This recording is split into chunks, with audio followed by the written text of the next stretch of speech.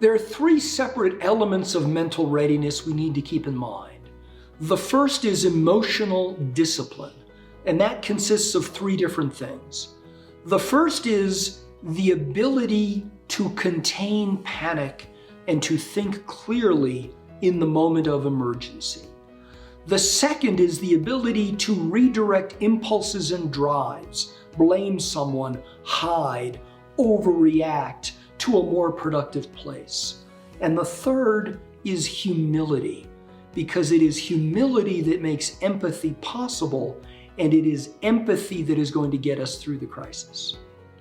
The second element of mental readiness is what I call deep knowledge, and that has to do with understanding the predictable patterns of crises and to know that there are certain things that never work, and there are certain things that always work.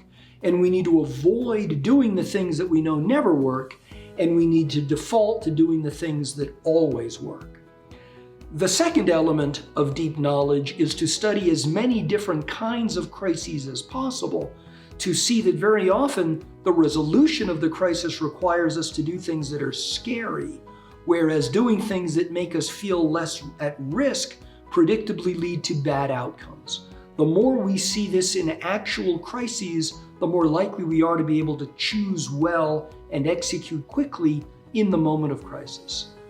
The third element of mental readiness is what I call intellectual rigor, and that is the ability to defer certain questions, what do we do, until we have clarity about prior questions. What do we have? What are the risks? What is our goal? What are the ways that we can mitigate those risks to achieve that goal? And then ultimately, what do we do and what do we say and who says it and whom do they say it to? If we sequence our thinking in a certain way, we get to a better outcome quickly. These are the three elements of mental readiness: emotional discipline, deep knowledge, intellectual rigor.